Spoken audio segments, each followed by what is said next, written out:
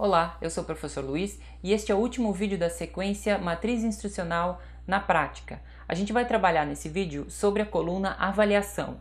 Essa coluna tem o objetivo de explicitar quais são as ferramentas, as estratégias, os instrumentos de avaliação que você vai utilizar ao longo do curso ou unidade curricular que você está planejando. Lembrando que a coluna avaliação, ela está aqui no final, mas ela não necessariamente precisa ser pensada por último, tá? Outro ponto importante que eu já vou destacar logo de começo, você não precisa pensar em um instrumento de avaliação para cada um dos tópicos. A forma com que você vai trabalhar a avaliação, ela pode variar aí de acordo com a sua concepção de avaliação e como você vai trabalhar ela dentro da sua unidade, tá? Como que a gente vai direcionar isso dentro da matriz? Na matriz, a gente vai tentar fazer o cruzamento do objetivo de aprendizagem com a estratégia de avaliação. Ou seja, a minha estratégia de avaliação precisa ao mesmo tempo garantir com que eu consiga acompanhar o processo de desenvolvimento desse estudante ao longo aí do curso para eu poder fazer intervenções. Então a avaliação eu preciso ter estratégias de avaliação processual, de avaliação formativa, aquela que acontece ao longo do processo, e eu também gostaria de ter estratégias de avaliação que me permitam verificar se o estudante atingiu o objetivo de aprendizagem proposto, né? Então eu vou colocar aqui, por exemplo, que a minha avaliação para conhecer o histórico de massas vai ser um quiz, um questionário, tá? Vou colocar aqui que eu vou planejar aí um questionário sobre histórico das massas. Depois, se precisar, a gente volta para ele e pensa um pouquinho melhor, tá? Vamos esboçar aqui por enquanto. Produção da massa básica. Esse talvez seja o coração aí dessa grande unidade, aprender a fazer a massa básica e aprender a diferenciar os tipos de massa que podem ser feitos depois. Então, eu vou pensar numa estratégia de avaliação aqui que seria uma tarefa. Por que eu já estou colocando tarefa? Porque é um recurso que eu vou utilizar dentro do ambiente virtual em que o aluno pode submeter um arquivo, um trabalho, uma tarefa, qualquer submissão que ele pode fazer e eu vou poder avaliar do lado de cá. Então a tarefa que eu vou solicitar nesse caso é que ele envie um vídeo ou uma sequência de fotos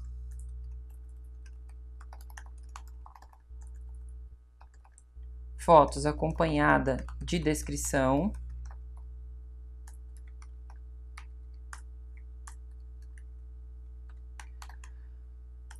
da produção de uma massa básica,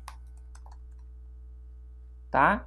Então, eu coloquei aqui o quê? Eu coloquei que o aluno vai precisar praticar, vai precisar produzir uma massa básica e ele vai precisar ou gravar em vídeo ou bater fotos dessa produção, relatando como foi essa produção e encaminhar para que eu possa fazer a avaliação, tá? Eu posso pensar isso de forma que ele envie e eu dê um feedback e depois ele possa fazer novamente para eu fazer essas intervenções, ou eu já utilizo como estratégia aqui também, no caso da avaliação formativa, a própria webconferência que eu previ como estratégia de interação. Então, lá no meio do processo, no meio do curso, quando eles estiverem começando a pensar em produzir a massa básica, eu já faço a webconferência para conseguir já redimir algumas dúvidas, já resolver algumas coisas que eles não entenderam muito bem, para que eles consigam ter um melhor desempenho aí nessa atividade de produção da massa básica, certo?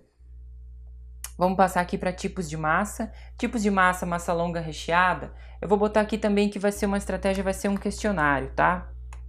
Sobre tipos de massa. E por fim, recheios e molho.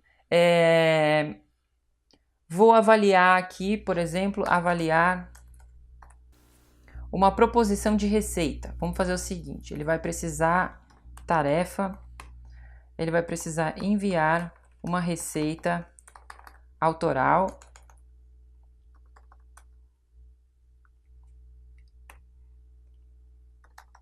incluindo um tipo de massa, recheio ou molho, se a massa tiver recheio, e preferencialmente como ele faria a apresentação desse prato.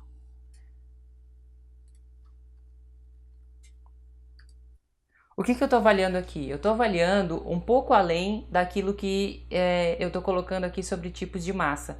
Ao longo do material eu vou apresentar uma série de imagens, uma série de fotos que eu posso destacar também ao longo desse material, formas de empratamento, formas de apresentação de massa, quanto molho se coloca, como é que se apresenta isso para alguém. Então eu posso usar isso como um tema transversal ao longo da minha unidade, e também solicitar depois nessa avaliação desse item que ele envie essa receita autoral aí, incluindo tipo de massa, recheio e molho.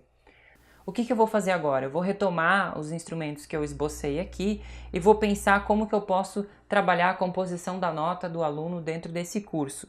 Então, por exemplo, o questionário sobre histórico de massas e o questionário sobre os tipos de massa, quem sabe eu posso fazer um questionário só, para que ele não tenha muitos questionários para responder, e eu vou trabalhar esse questionário integrado. Então, eu vou botar aqui, questionário integrado sobre histórico e tipos de massas. Por que eu optei por fazer assim? Porque aí eu não crio também uma atividadezinha específica para cada um dos tópicos. E isso é uma coisa que você precisa observar. A matriz ela trabalha nessas linhas, mas isso não significa que você precisa criar um instrumento para cada um de forma isolada.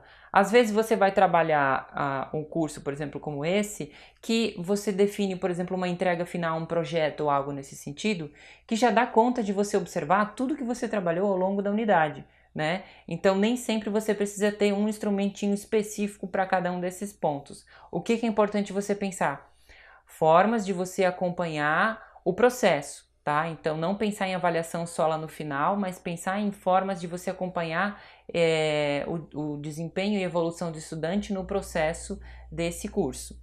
Eu vou colocar aqui questionário integrado nos 2 itens, mas vai ser um questionário só. Vou colocar, depois eu comento um pouco sobre o cronograma, mas vou colocar ele com uma data mais para frente, mais próxima do encerramento do curso, para que dê tempo de ele estudar os 2 tópicos necessários para aquele questionário, tá?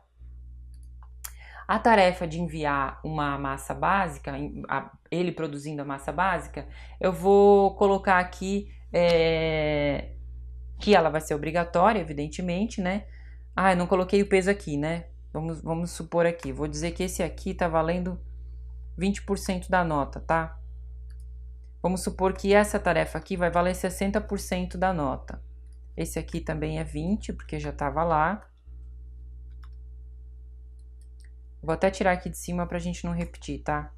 Vou botar que tá aqui. E a última tarefa aqui, eu vou botar que ela vale menos. 10%. Então, acho que fechou aí, deixa eu ver. 60 mais 20. Ah, não, preciso mais 20. Então, vou colocar que essa aqui vale 30 e essa aqui vale 10. Tá joia?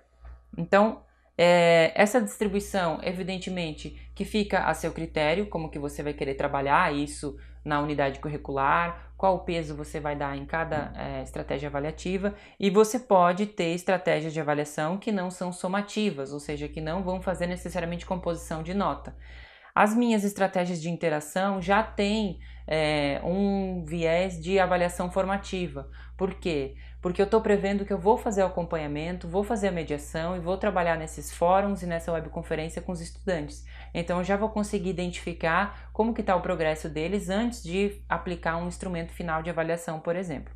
Tá? Então aí chegamos aí na coluna de avaliação, nesse esboço inicial que fizemos nessa matriz instrucional.